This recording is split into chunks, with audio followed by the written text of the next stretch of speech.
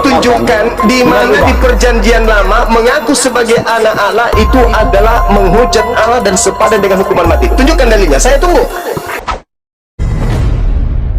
Salam satu Tuhan. Sahabat dimanapun berada, saya mohon untuk mensubscribe, like, dan juga men-share channel kita ini. Batu itu batu, batu, benda mati itu batu, Bang. Apa? Kau mau menuhankan batu? Saya tidak mau dipusingkan dengan batu. Batu itu apa, Bang? Allah, tak lemparin, coba. Kalau ada batu, kau hujat itu hadis memberikan petunjuk bahwa batu Hajar Aswad itu sudah menghapus dosa sehabis-habisnya. Bahwa batu Hajar Aswad di mana batu bisa menghapus dosa, di mana? Dasar oten. Jangan kamu. Gerunda, Fadul Gerunda. Di mana ada batu menghapus dosa, tuyul? Kau semua tidak punya ilmu, kau orang botol kau. Kau tidak punya ilmu kau. Rambuangan. Kau itu botol. Rambuangan. Mana hadisnya batu menghapus dosa? Mana dalilnya?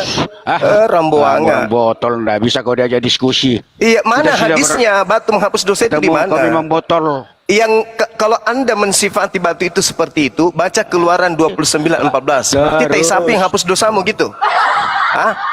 Berarti biji sakarnya Yesus menghapus dosamu gitu. Kamu jelaskan batu sakar Yesus menghapus dosa Yesus. Ya Allah, gitu. kami datang memenuhi panggilanmu. Yang memanggil di situ siapa? Allah, aku memenuhi panggilanmu. Yang memanggil di situ siapa? Berhadapan dengan batu Hajar Aswad. Yang memanggil di situ siapa? Batu yang memanggil, batu. Kamu. Batu yang memanggil. Kau. Mana dalilmu? Mana dalilmu batu memanggil? Mana coba. Mana dalilmu batu memanggil? Mana dalilmu batu memanggil? Jangan dimut-mut dong. Inilah kalau umat cuplis, otak nggak berfungsi. Kamu mengatakan batu menghapus dosa. Mana dalilnya?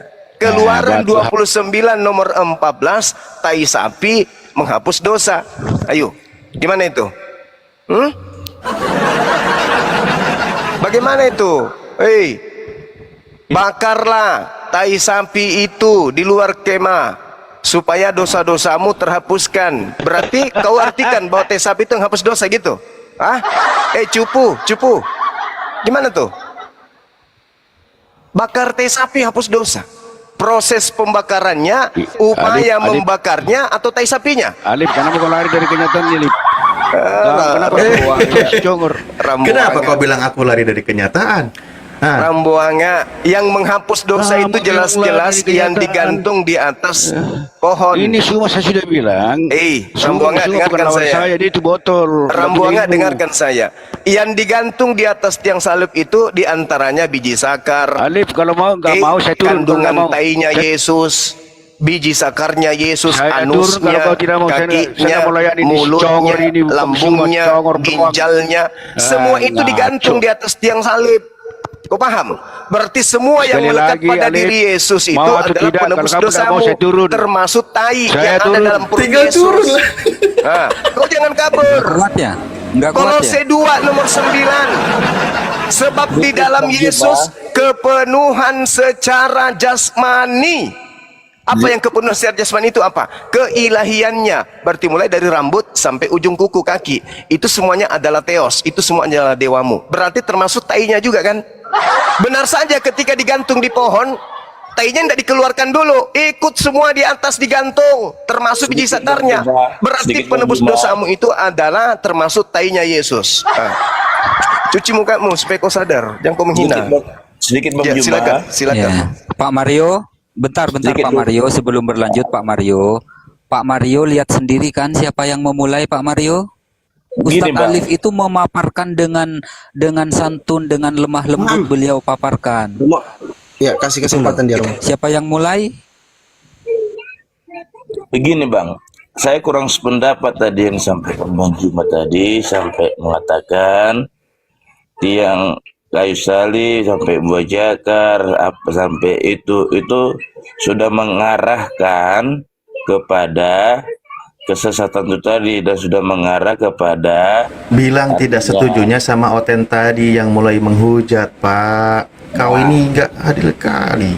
Loh, bentar dulu Bang Alif, kan saya kan dikasih kesempatan. Kan tadi kita kan tetap satu standar Kita bersifat diskusi, tidak ada saling menghujat, tidak ada saling tidak ada saling ngapain Pak. Tadi ketika orang Bapak tadi menjelaskan saya diam, kan gitu dia. Saya sedikit menanggapi apa yang dibilang Bang Juma tadi. Ya. Juga siapa ada data Yang mungkin yang disampaikan Musnad Ahmad 5364. Jangan kau nggak ngerti. Ya, sabar gantian. Nanti dulu, nanti kesuruh baca hadis itu. Tenang aja, tenang aja. Saya Muslim, Anda tenang dengan saya. Saya bukan Kristen, oke? Muslim itu pasti akan sampai ke akar-akarnya ketika Anda membawa materi. Makanya dari tadi saya minta hadis kan? Silakan Bang, silakan. Oke. Saya sedikit kurang apa. Tadi Bang Juma tadi mengatakan dari kitab Keluaran yang mengenakan sapi apa inilah begini.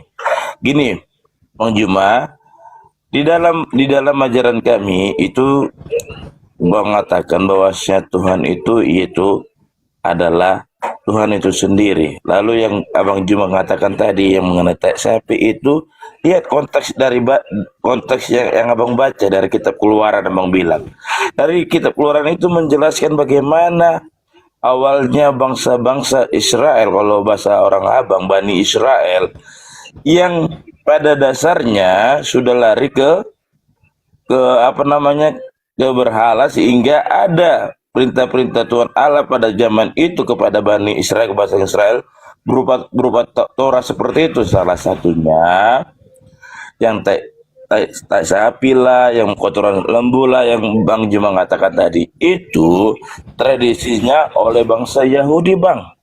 Di kami di Kristen tidak menganut itu lagi Bang, walaupun tertera pada Bible kami. Di Bible kami itu ada dua perjanjian, perjanjian lama dan perjanjian baru, di mana perjanjian lama mengisahkan bagaimana dulu dari kitab Keluaran, Kejadian sampai kitab Kejadian mengisahkan bagaimana penciptaan. Di kitab Keluaran bagaimana bangsa Israel, bangsa Yahudi. Nah, jadi apa yang ada yang Abang Juma katakan tadi itu tidak dianut lagi di kami sebagai Kristen ataupun saya sendiri sebagai Katolik Bang.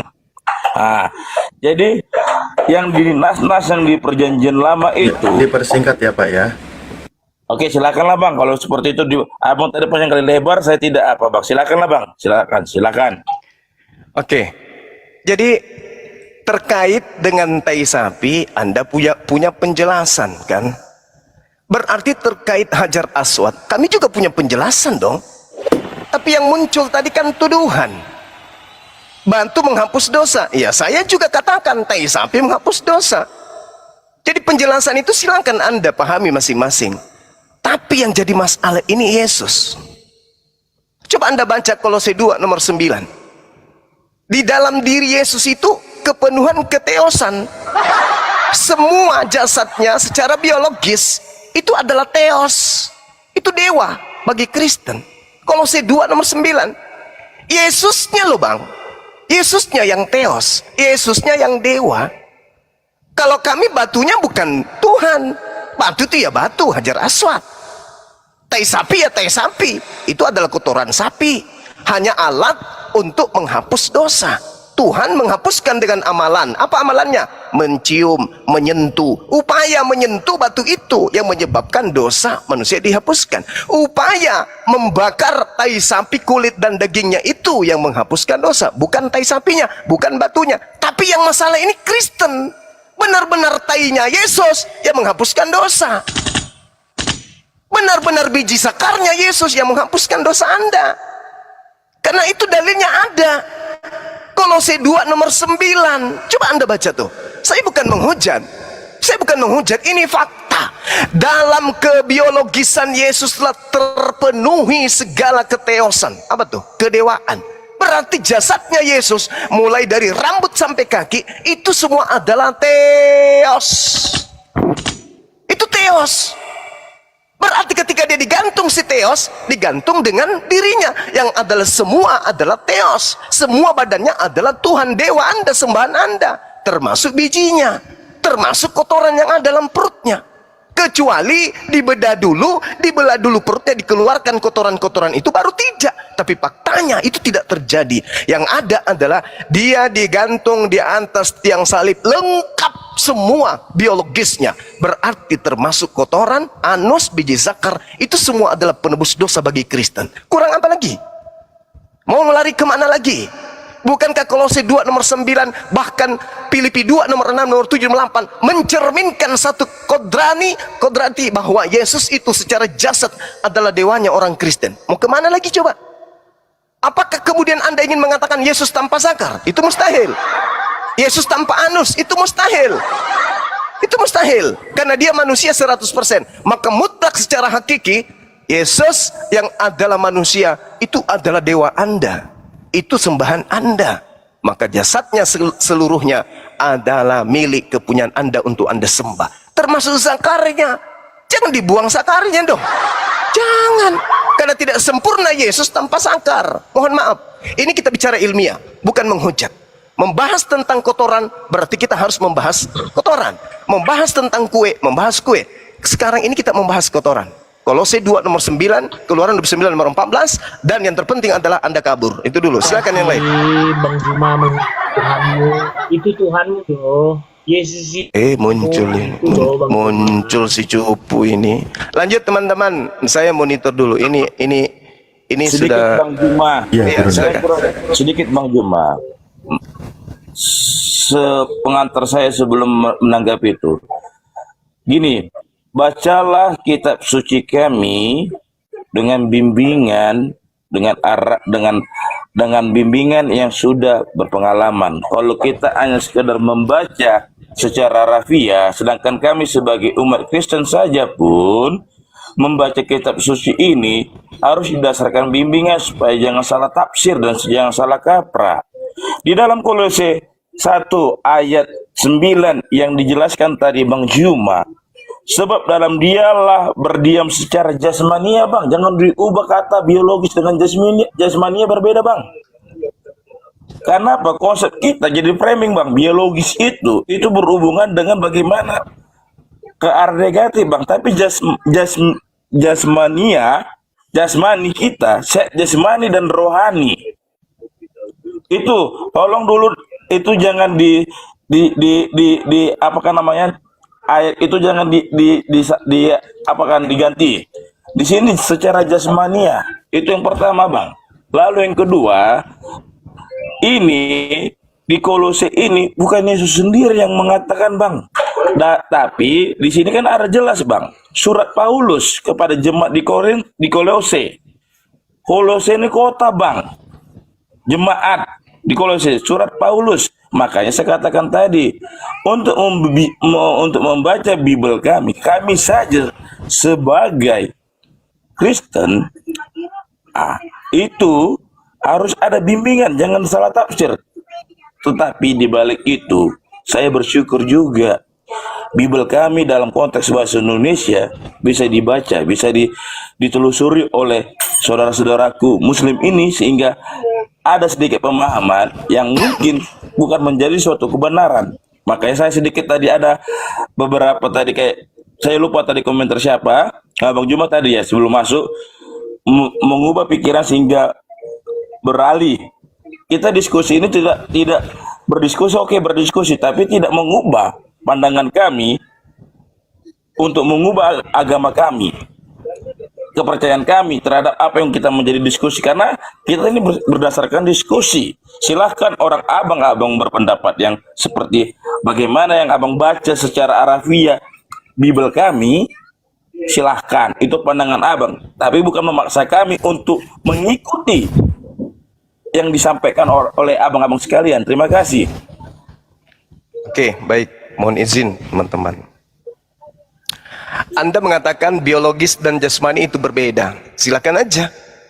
Tapi yang pasti original teksnya mengatakan somatikos. Somatikos itu berarti tubuh, ya kan? Tubuh itu berarti biologis. Tubuh itu berarti jasmani. Mau lari kemana? Tak akan pernah kemana-mana. Tetap aja di situ. Kalau Anda mengatakan saya salah mentafsirkan, silakan aja. Yang Anda maksud bimbingan siapa? Bimbingan pendeta? Bimbingan pastor? pendeta pastor membimbing Anda supaya perpuluhan. Kalau saya kagak. Saya membimbing, menyampaikan, mengedukasi supaya orang-orang itu keluar dari lingkaran dogma dan doktrin. Sebab dalam dialah berdiam secara jasmani. Jasmani itu apa? Jasad. Jasad itu apa? Tubuh. Tubuh itu apa? Ya biologis juga. Timotikos itu kan artinya tubuh ini, badan ini. Sementara Yesus digantung itu lengkap. Enggak disimpannya ininya, enggak disimpanlah itunya, semuanya digantung. Dan itu disebut Yesus. Kalau cuman tangannya, disebut tangannya Yesus. Kalau cuman kepalanya, kepalanya Yesus. Kalau cuman kakinya, kakinya Yesus. Tapi itu tidak. Yang digantung itu Yesus secara utuh. Pak Esra suruh aja tadi kabur kok.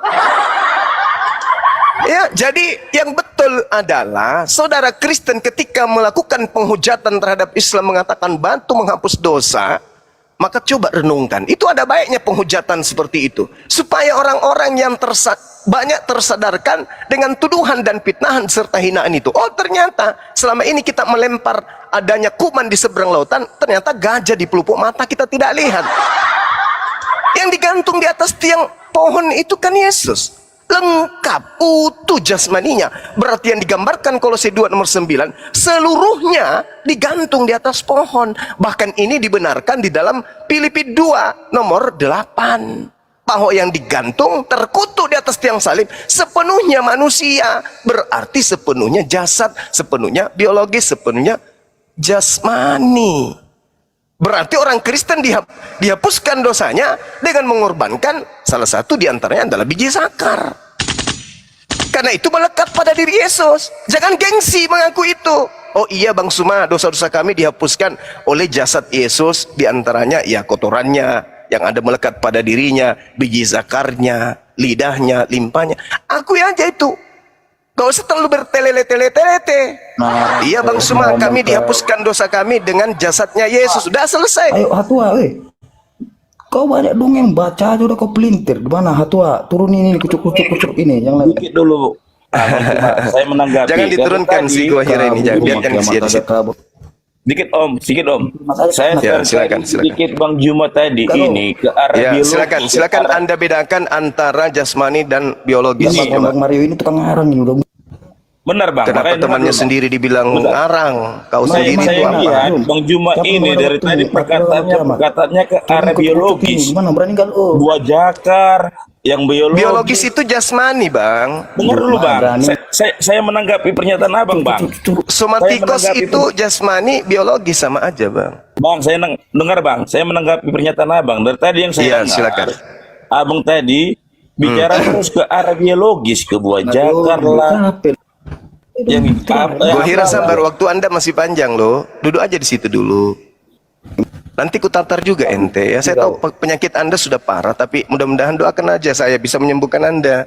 Saya akan berusaha penuh, berusaha sekuat tenaga untuk mengeluarkan kemampuan saya sebagai dokter akal untuk menyehatkan Anda. Duduk aja situ dulu, sabar. Jangan ganggu saudara Mario dulu, sabar aja di situ. Yang lain berbohong tentang kiamat, berdua kalian yang netral. Larinya ke kiamat. Gini, Manusia separuh bebek. Dah. Suruh ke hadapi saya. Ya, silakan. Dari tadi saya memperhatikan pernyataan Abang secara biologis, ke buah jakar lah, ke apalah. Bang, mohon maaf Bang, sebenarnya Bang, udah aku bilang dari tadi. Itu tafsiran Abang silahkan mengenai jasmani itu dengan biologis itu bersama Abang mengambil sudut pandang yang sama. Saya katakan tadi, secara bahasa Indonesia pun jasmani itu dengan biologis itu berbeda konsep maknanya Bang. Biologis itu karena negatif jadinya Bang. Jadi sama halnya kayak Abang bilang tadi sama saya, bahwasanya Abang bilang tadi mengatakan karena menanggapi pernyataan saya, kami aja Kristen aja baca Bible ini perlu bimbingan siapa? Pendeta, pastor yang minta persepuluhan. Kan begitu tadi pernyataan Abang. Maka saya katakan tadi dengan bahasa Abang yang dari tadi mengarah ke biologis, ke buah jakar, ke yang kotoran-kotoran. Mohon maaf Bang, sebelumnya dengan sangat hormat saya mohon maaf. Jadi saya pikir pikiran dan omongan itu hampir sama jadinya Bang, pernyataan seperti itu Bang. Karena kita jelas di sini, Bang. Makanya saya katakan tadi, jangan salah menafsirkan, bahkan jangan mengganti suatu ayat, Bang. Jasmani ke biologis itu berbeda persepsinya, Bang. Itu bersifat ke arah framing, Bang. Ah, itu dia. Jadi, makanya saya katakan sekali lagi, membaca Bible kami ini, bacalah seluruh perikop, jangan ambil ayat demi ayat. Dan satu hal yang harus dipahami oleh abang-abang sekalian, yang merasa sudah mau mengetahui, membedah, baca apa kami, Bible kami, bahwasanya Bible kami ini, Bang, itu ditulis, Bang. Di sini kan ada jelas surat Paulus. Bukan berarti menjadi suatu patokan ayat yang membenarkan pandangan dan tafsiran Abang. Baca keseluruhan perikopnya, Bang. Makanya sekali lagi saya katakan tadi, silakan orang Abang yang mengatakan muter-muter supaya lebih jelas. Karena tadi kalau dibilang bahasa saya muter-muter, justru di sana Bang Juma pun selalu muter-muter ke arah Buah Jakar lah, ke sinilah, beginilah, kan gitu dia. Jadi, pahamilah Bible kami ini, narasinya jangan dengan pikiran dan tafsiran, oh seperti ini tertulis, ini yang benar. Tidak. Jadi sekali lagi, kita ini berharap bersih apa, silakan Abang mau ngasih pandangan, tapi tidak mengubah. Justru saya mohon maaf dengan pemikiran dan perkataan situ. Jadi saya istilahnya, mohon maaf sebesar-besarnya, kayak menjengkali jadi pola pikiran Abang dengan perkataan Abang terlalu ke arah biologis. Terima kasih. Iya, sama-sama. Ya, izinkan Saya rasa menambah juga kalau bisa. ya, sabar dulu. Yesus itu makhluk biologis, itu fakta. Lahir sebagai manusia. Sebagai manusia, ya lengkap biologis. Ini tadi sampai ke sana karena adanya tuduhan umat Islam menyembah batu, umat Islam Hajar Aswad menghapus dosa. Nah, tuh. Nah, sampai di sini tataran itu kan sudah kena tuh poinnya, bahwasanya orang-orang yang menuduh Yesus umat Islam demikian adanya, maka kami bisa menyatakan hal yang jauh lebih sesuai dengan fakta. Yesus itu mati untuk menebus dosa Kristen. Ketika dia mati, semuanya mati. Tak ada yang tersisa. Secara biologis, itu fakta. Jadi kalau Anda tersinggung, tersindir, ya itu fakta. Siapa suruh menuhankan makhluk biologis? Kan itu poinnya. Itu derita Abang. Tugas saya hanya menyampaikan secara ilmiah fakta. Kita bedah kemudian kenyataannya memang seperti itu. Hanya orang cupu yang mengatakan Yesus itu bukan makhluk biologis. Dia pernah hidup, dia makan, dia minum, dia manusia, dia pernah mayat malah. Berarti dia biologis. Mau lari kemana kita ini? Kalau tidak diarahkan ke biologis, lah Yesus itu makhluk, Yesus itu manusia. Berarti dia biologis, dia jasmani. Dengan mengatakan jasmani, berarti dia biologis. Tak ada yang salah di situ. Yang salah adalah mereka yang mempertuhankan, mengibadahi dewa-dewa mereka dalam bentuk yang cupu-cupu. Ada burung merpati, ada roh, ada manusia. Sadarlah itu. Itu sembahan-sembahan kalian yang kalian ibadahi itu. Burung merpati, roh, manusia. Sementara Yesus tidak pernah mengajarkan menyembah tiga unsur itu. Menyembah roh, tidak. Yesus tidak pernah mengajarkan menyembah roh. Nggak ada itu. Yesus tidak pernah mengajarkan menyembah burung merpati, apalagi menyembah manusia. Kesalahan itu sebenarnya ada di Anda semua. Jangan disalahkan ke saya. Ketika saya mengatakan secara Kolose 29, seluruh jasad Yesus termasuk anusnya, biji sakarnya, itu adalah penebus dosa bagi orang-orang Kristen. Selesai kita. Pindah ke tema yang lain.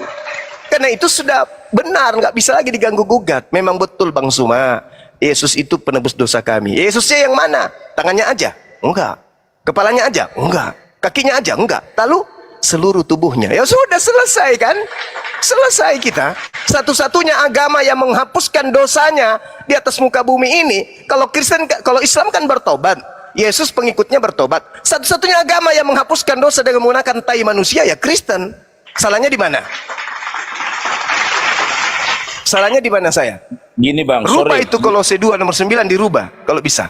Bang, Iya, silakan. yang cukup dirubah pemikiran dan pandangan abang, dan jangan, nah makanya saya katakan tadi, jangan mengganti ayat yang sudah tertulis di sini jasmania diganti biologis Bang. Kita sebagai menggunakan bahasa Indonesia yang baik dan benar, kita tahu biologis itu arah kemana Bang. Beda biologis dengan jasmani. Kalau misalnya biologis itu konotasinya halus, maknanya konotasinya halus, itu bisa dipakai dengan sehari-hari untuk mengatakan jasmani, jasad kita Bang. Tapi kan karena konotasinya jelek, maka jasmania Bang. Jadi maka saya katakan tadi, mau Abang bilang mau tai sapi lah, mau tai kotoran manusia lah, mau anusnya lah, mau jakar kami lah, mau jakar Yesus lah yang mau kami sembah, silahkan berpandangan seperti itu. Tapi tidak mengubah pandangan kami. Saya menambahi Pak Mario. Silakan Bang. Gini ya, kalau misalnya kita mau ikutin cara berpikir si Juma ini, oke lah, dia menyebut ayat Kolose 2 ayat 9 itu jasmaniah keilahian si Tuhan Yesus, ya kan? Oke lah, kalau misalnya pandangan itu kita pakai.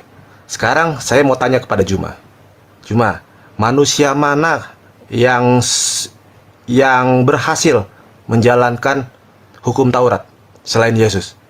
Saya tanya sama Juma, itu aja dulu pertama.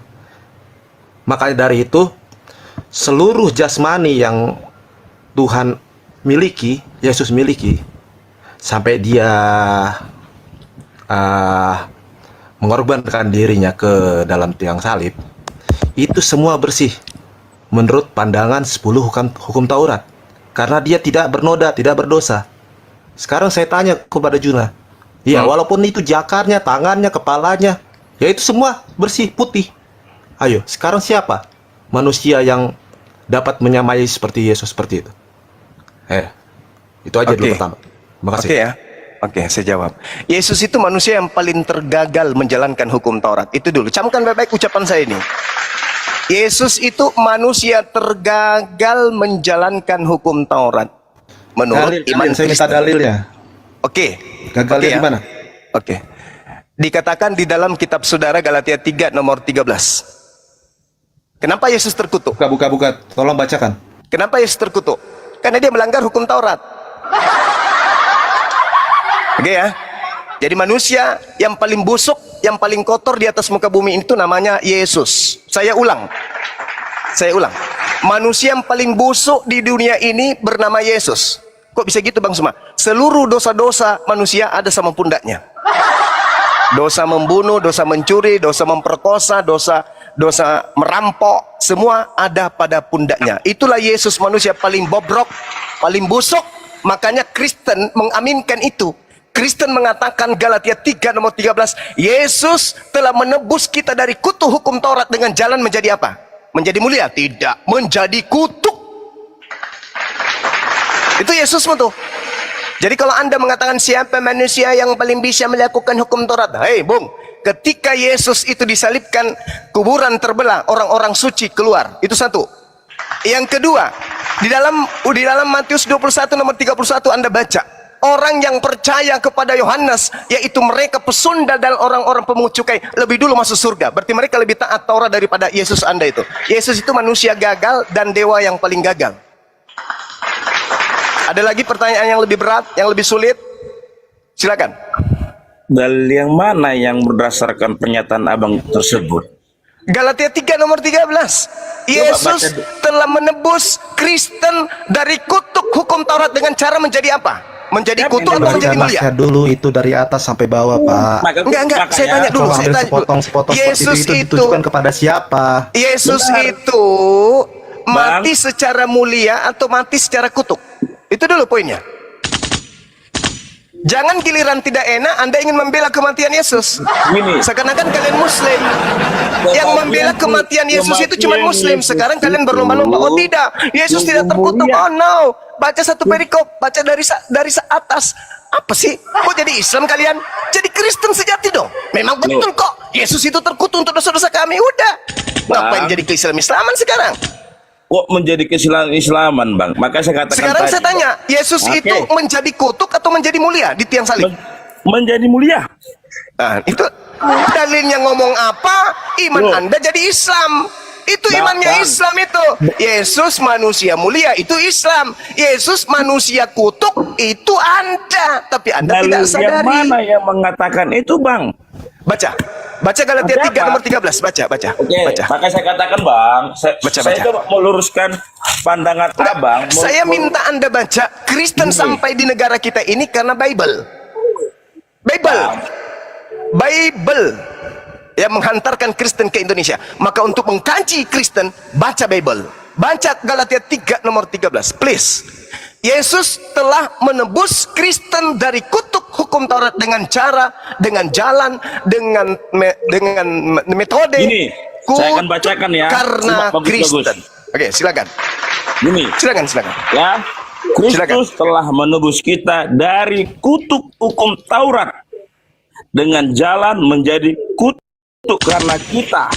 Nah, menjadi apa? Karena menjadi kutuk karena kita. Menjadi kutuk. Mana menjadi mulia? Mana?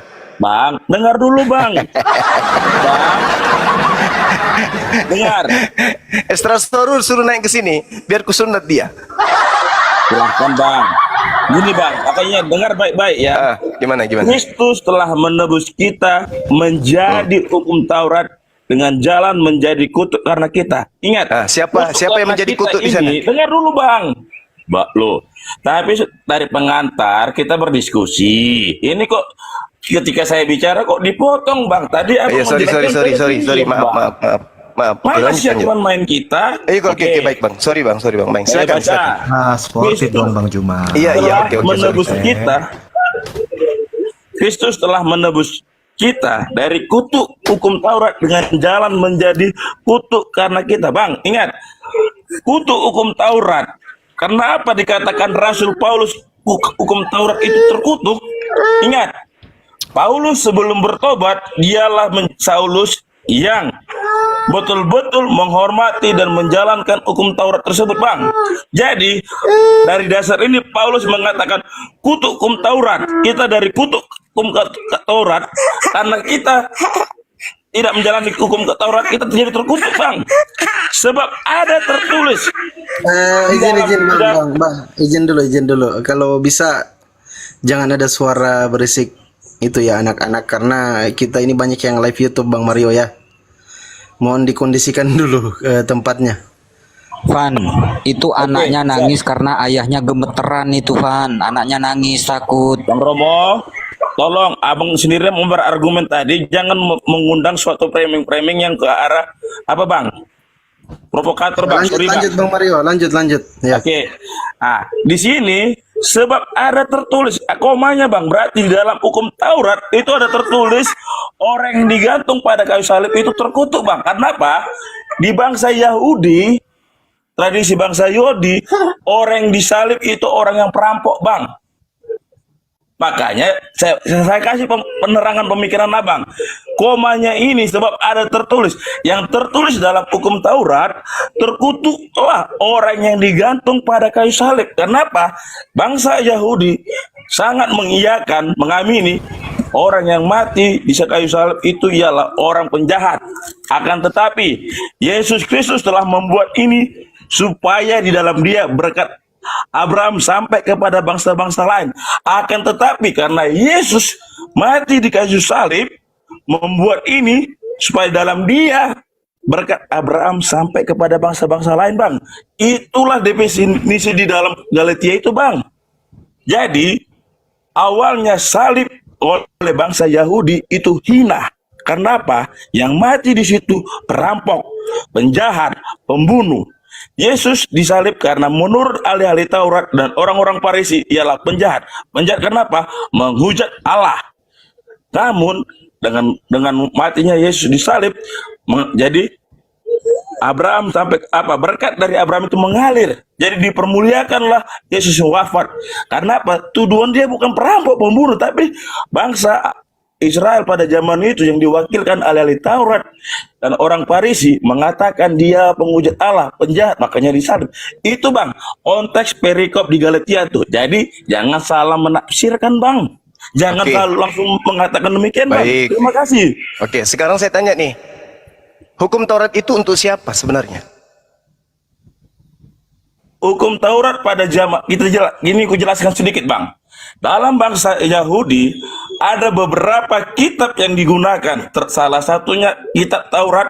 Kitab Taurat itu berasal dari Tuhan Allah yang diberikan Tuhan Allah kepada Nabi Musa. Oleh orang abang juga mengimani Nabi Musa. Untuk siapa hukum Taurat untuk itu? Bangsa Israel, Bani Untuk bangsa Israel. yang pada saat itu, yang pada saat itu sudah, dengar Bang, kan? Sebentar sebelum selesai. Pada saat itu melenceng kepada Tuhan Allahnya. Hukum Taurat itu berupa 2 loh batu. Itu yang pertama. Selain hukum Taurat yang dipakai oleh bangsa Yahudi, yaitu kitab Nabi Nuh. Yang oleh abang Mario, jangan terlalu panjang Bang, gantian lagi.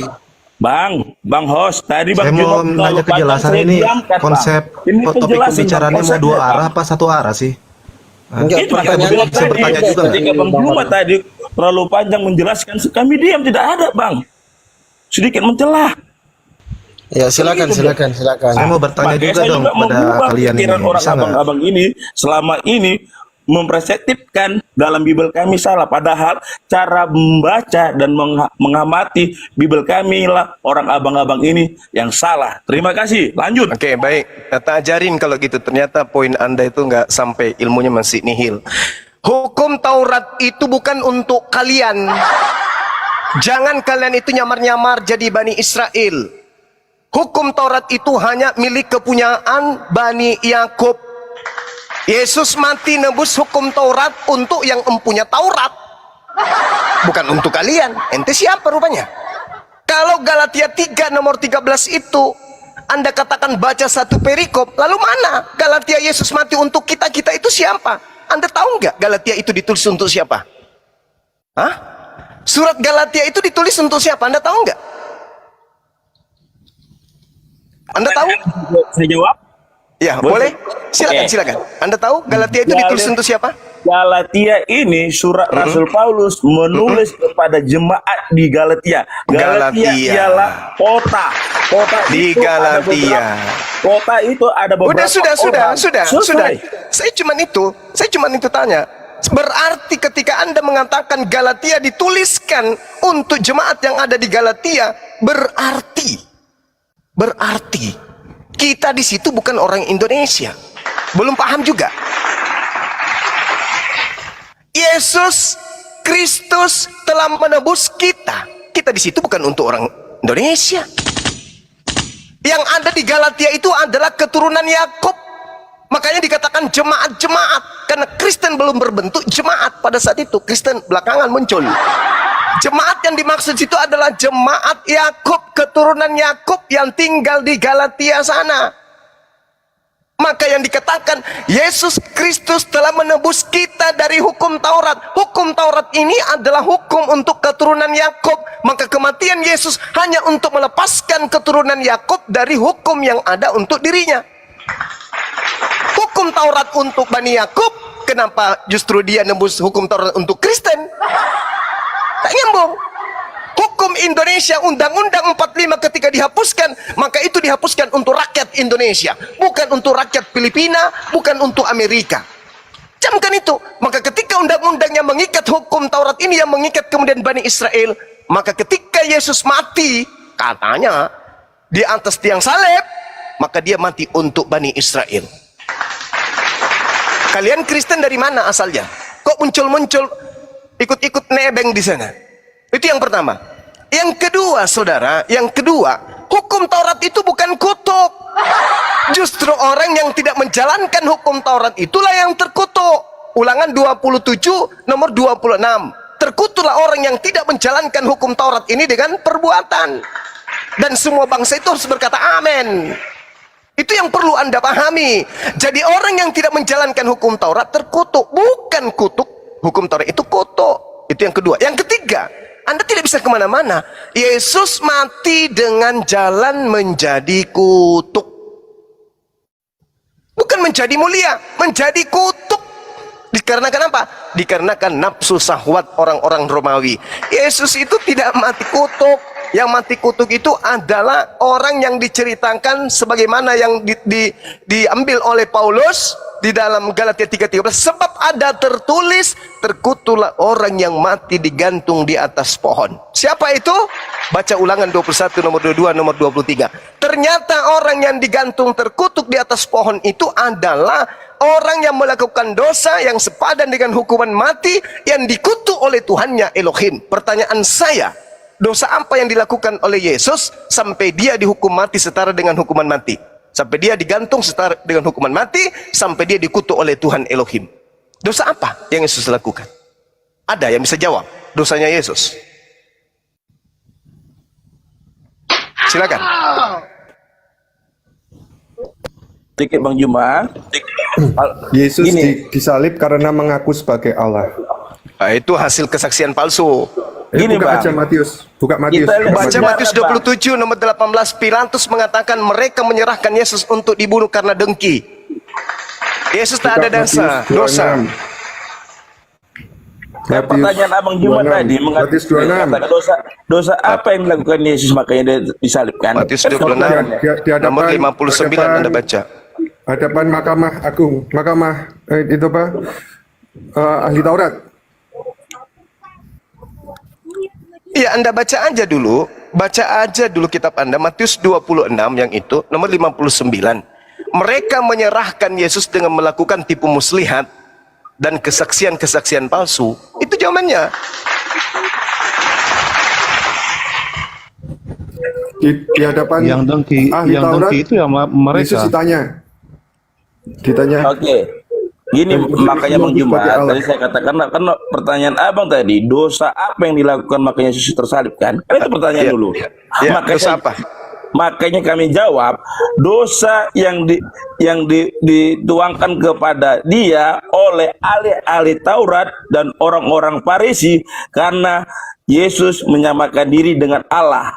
Atau bahasa pada Itu saat kata itu siapa? menghujat Allah, ada di Bible Abang. Bacalah Bible kami, tapi Abang suka membaca Bible kami. Itu poin pertama. Coba Ya, Anda tunjukkan di dalam perjanjian lama larangan mengaku sebagai anak Allah itu di mana? Abang, mengaku anak Allah itu adalah dosa, itu di mana dalilnya? Coba tunjukkan. Tunjukkan saya. Gini Bang, dengar. Pertanyaan Abang kan saya jawab. Maka saya jawab. Pada ini ya, dengar. Mengapa Yesus itu disalibkan? Dosa apa? Dosa apa yang dilakukan oleh Yesus yang sepadan dengan hukuman mati? Anda menjawab, dosa menghujat Allah karena mengaku sebagai anak Allah.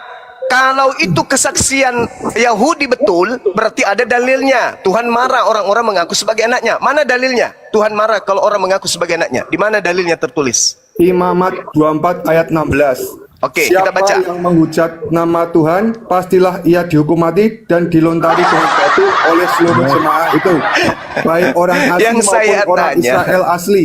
Bila yang ia saya menghujat tanya, nama Tuhan, haruslah dihukum mati. Di mana orang yang Imamat mengaku 24, sebagai Imamat anak 24 bukan ayat 16. sebagai Dalilnya penghujat? Yang saya Imamat tanya, 24 di ayat mana?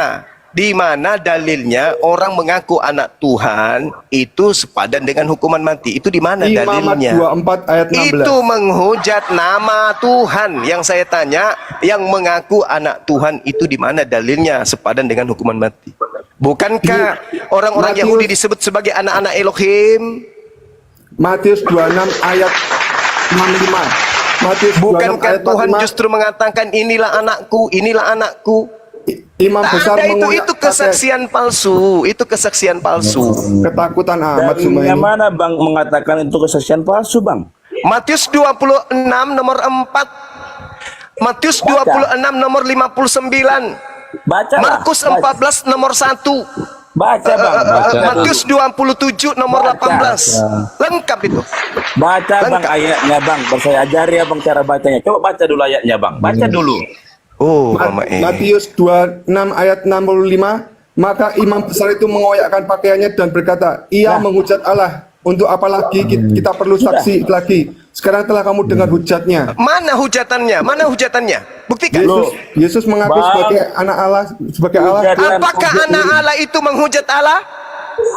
Pak, kalau seperti itu pertanyaan abang, tanyakanlah kepada ahli-ahli Taurat dan orang-orang Farisi, Iya, bang. sekarang Anda sudah mencuri Tanyakan. kitabnya. Baca di kitabnya, kan sudah ada hasil curian itu di tangan Anda. Baca kitabnya lengkap. Bacaan kitabnya lengkap. Ada tidak Tuhan menghujat orang yang mengaku sebagai anaknya? Ada enggak?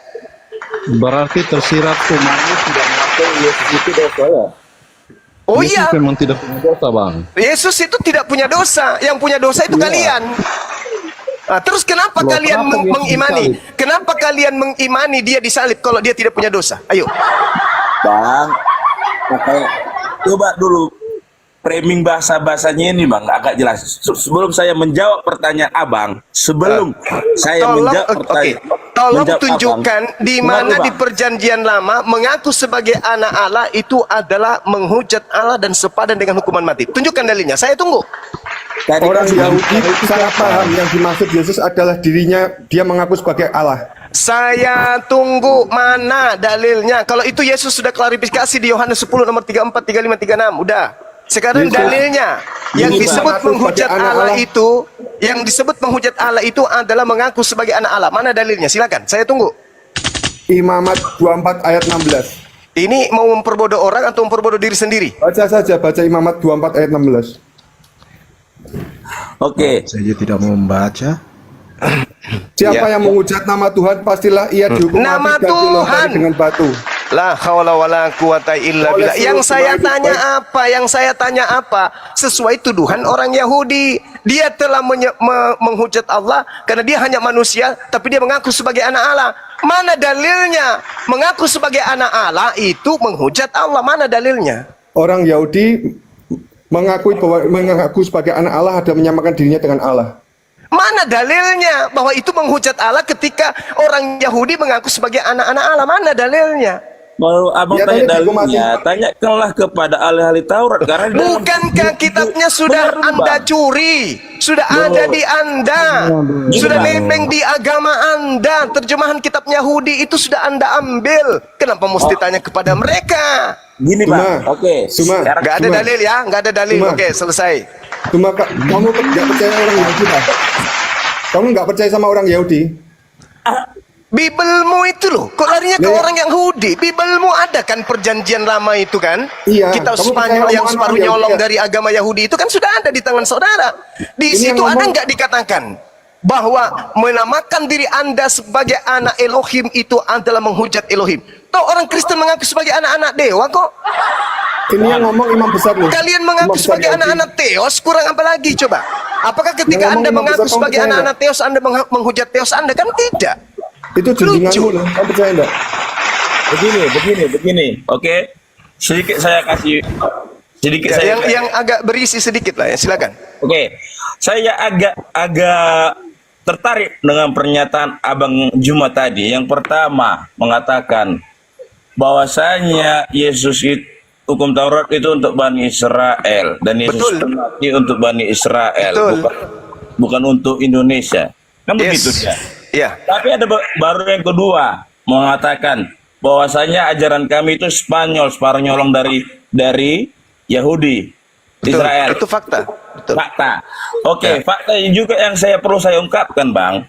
Banyak Ya. dari teman-teman dari Abang kalau nggak salah dengar tadi, saya belum bisa pastikan tadi, lupa ingat saya tadi. Dari pihak orang Abang mengatakan bahwasanya ajaran Islam ini pun juga ada juga Spanyol, Bang, separuh nyolong dari orang Israel dan hukum Tauratnya Israel, Bang. Harus kita akui sama-sama, Bang. Mengapa demikian saya katakan? Pertama, nabi yang sama-sama yang ke-25 nabi yang Abang apakan itu sama ada di nabinya Bani Israel. Jadi kalau dibilang bahasa supir, kalau sama-sama Spanyol jangan saling menikung nggak bang. Kita akui juga dia jalan tambang juga Spanyol bang, separuh nyolong juga lo bang. Itu dia. Kenapa? Malah ditegaskan juga harus mempercayai kitab sebelumnya kan, Jabur, Taurat. Kenapa? Bahkan tiga Kenapa nggak nggak dipakai gitu loh? Oke, Nggak kalau gitu diakui. tunjukkan Kan gitu dia. tunjukkan di dalam kitabnya umat Islam itu ada perjanjian lama. Tunjukkan di mana itu nempel, di belakang, di samping, kiri, Itulah kanan, yang atas, saya bawah. katakan dari awal, kami bersyukur. Mengapa? Kenapa saya kata demikian? Karena apa? Kitab kami berbahasa Indonesia yang bisa dibaca bebas, sedangkan Al-Quran hanya bahasa Arab yang harus pun juga ada kursusnya kayak pengajian. Nah, jadi kalau udah cuman level nangis ganti aja pemainnya. Kalau cuma nangis, yang saya tanya di mana Yesus itu mendudukkan dirinya sebagai pendosa yang sepadan dengan hukuman mati? Kan tidak ada. Kalian cuma curhat sana, curhat sini, bawa kemudian imamat 24 dan seterusnya gitu. Ya karena sudah tidak rasional, sudah nggak masuk ke dalam inti pembahasan gitu loh. Kenapa tidak? Islam itu tidak ada mencuri kitabnya Yahudi, tidak seperti kalian. Mana di Islam ada kitabnya Yahudi bentuk terjemahan? Mana ada? Kalian itu pencuri. Iya betul, itu fakta, itu real. Gak bisa Anda bantah itu. Sekarang permasalahannya adalah Yesus itu yang Anda tanya. Yesusnya yang kita permasalahkan tadi ini. Yang Anda katakan bahwa Yesus mati terkutuk di atas tiang salib. Menjadi kutuk dia. Ya kan gitu. Waraka itu siapa bang? Lari kemana-mana lagi. Ya, katanya abang nggak mencuri kitab Yahudi. Jadi Waraka itu siapa? Hadis itu ada ratusan ribu hadis, tapi tidak ada satupun imam-imam penulis hadis itu yang mengatakan bahwa kitab-kitab terdahulu itu separuh nyolong. Yang dimaksud Injil dengan itu adalah separuh nyolong, tidak ada. Kitab yang dimaksud Al-Quran itu, kitab para nabi itu Taurat, bukan perjanjian lama. Injil apa ini? Zabur bukan perjanjian lama. Oke. Injil bukan Bible, bukan surat Paulus. Injil itu adalah firman Tuhan yang datang kepada Nabi Isa, yang Nabi Isa sampaikan kepada kaumnya Bani Israel. Sedangkan kitab kalian itu adalah surat kabar yang dihasilkan dari hasil dari hasil penyelidikan. Injil Isa di mana sekarang saya tanya? Injil Isa itu bukan diberikan kepada kami. Injil Isa itu diberikan kepada Bani Israel. Tanya ke mereka. Tanya ke mereka Bani Israel. Di mana? Tapi kan tertulis di kitab di Al-Quran mengatakan Injil. Tapi kenapa kau tidak mencari gitu loh Injil? Nabiyan, cupu. Kitab itu diberikan kepada Bani Israel, bukan kepada kami umat Islam. Kau minta ke kami. Lucu ente. Sekarang saya tanya balik. Di dalam kitab saudara dikatakan di Markus 1 nomor 14, Yesus kemudian berjalan di Galilea mengajarkan Injil Allah. Pertanyaan saya, mana Injil Allah yang Yesus ajarkan? Mana? Itu mana? Injil yang diajarkan Yesus itu mana? Ya di Al-Quran yang terakhir. Yang di Al-Quran, dengar. Yang di Al-Quran itu kitab yang diberikan Allah kepada Nabi Isa untuk Bani Israel. Anda datang, kitab itu diberikan. Dalilnya. Ini Abdullah atani al-kitaba wa ja'alani nabiyan. Wa isqala Isa bin Maryam ya Bani Israel inni rasulullahi ilaikum. Ya Bani Israel, aku ini rasul yang diutus untuk kalian. Dalil. Berarti ketika datang Injil kepada Nabi Isa kepada Bani Israel, kok minta di kami? Emang kami pencuri? Itu kitab yang diberikan kepada Bani Israel. Nah sekarang tanya, apakah Bani Israel itu adalah umat yang taat atau umat yang tegar tengkuk? Umat yang tegar tengkuk. Jangankan kitab Injil, Yesus dewa Anda saja ditolak. Apalagi cuman pengajarannya. Makanya Isa Al-Masih itu kan sebagian dari yang telah diharamkan kepada orang Israel. Makanya Yesus itu menyempurnakan Taurat. Kamu baca tuh Al-Imran 50. Al-Imran 50. Kok menyempurnakan? Iya, kalau di perjanjian baru Yesus menyempurnakan. Di mana? Di mana dia katakan Yesus menyempurnakan Taurat? Di mana? Tunjukkan. Di mana? 50. Di mana menghalalkan sebagian yang telah diharamkan. Oh, memang itu fakta, itu fakta, itu fakta.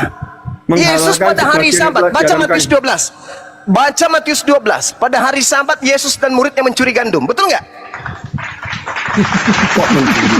Nggak ada. Kau jelaskan Betul dulu Ali tidak? Imran 50. Kau Betul jelaskan dulu tidak? Ali Imran 50. Pada saat hari Sabat Yesus dan muridnya mencuri gandum. Betul nggak? Kata curi, aduh Zuma. Mengambil barang orang tanpa izin apa namanya, bro? Mana ada curi. Mengambil barang orang tanpa izin namanya apa? Maling. Hah? Mana ada Hukum curi di Taurat, sana. jangan kau mengingini milik orang. Ayo, Itulah pada hari Sabat comot-comot. Yesus berjalan di ladang gandum. Karena lapar, murid-muridnya memetik bulir gandum dan memakannya. Melihat itu, berkatalah orang Farisi kepadanya, lihatlah murid-muridmu berbuat sesuatu yang tidak dibolehkan pada hari Sabat. Pertanyaan saya, ini bulir gandum ini milik siapa? Ada dia minta. Sama seperti keledai, curi keledai. Ada dia minta? Nggak ada. Itu namanya pelukats. Ayo, buka Markus. Buka Markus. Silakan. Ayo buka Markus. Silakan. Saya mau tanya nih Bang Juma nih. Tadi sudah. Umat Bang Juma itu apa disunat gak ya? Jelas kami disunat. Oh, ikutin mila apa tuh Bang?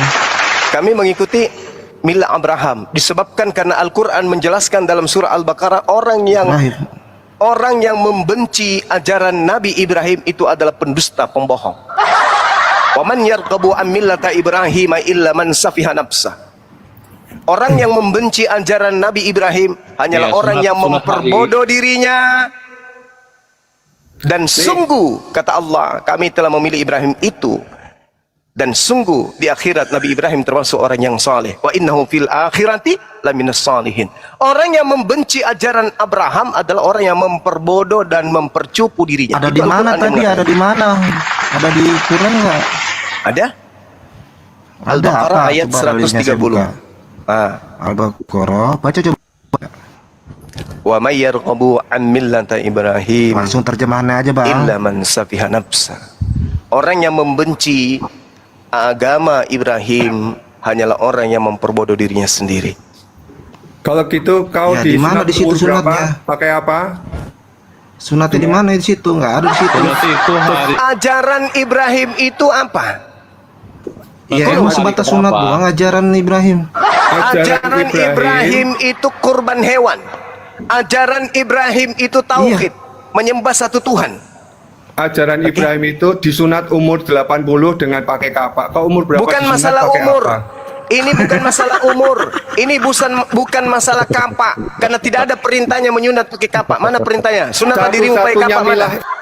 Mana perintahnya menyunat pakai kapak? Mana? Satu-satunya milah Ibrahim adalah Mana perintahnya menyunat pakai kapak? Mana perintahnya menyunat pakai kapak? Perintahnya adalah sunat. Ibrahim mengatakan Perintahnya adalah sunat. Perintahnya adalah sunat. Iya, kami sunat. 80 pakai kalian kapak. tidak sunat ikut siapa? Kutanya, kalian tidak sunat ikut siapa? Gagal dong itu Bang, apa ayatnya? Nggak lengkap. Kalian tidak Iya. sunat ikut siapa? Kalian ikut tidak sunat itu siapa yang kalian ikuti? Kutanya dulu. Yesus sunat. Abraham sunat. Kalian ikut siapa tidak sunat?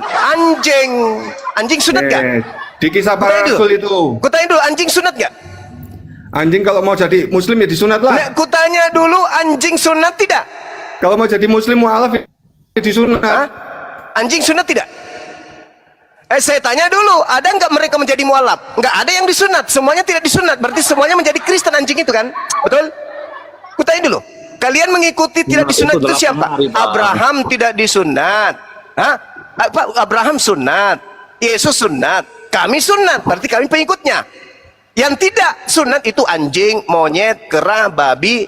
Anda tidak sunat, sama dengan kalian. Ya. Iya, kau sunat itu kau sudah sunat belum? Berarti kau nggak ikuti milah Ibrahim kalau sudah sunat umur 80 sunatnya. Berarti kamu mengikuti anjing karena anjing tidak sunat. Anda juga tidak sunat. Berarti sama, kamu ikuti anjing, betul?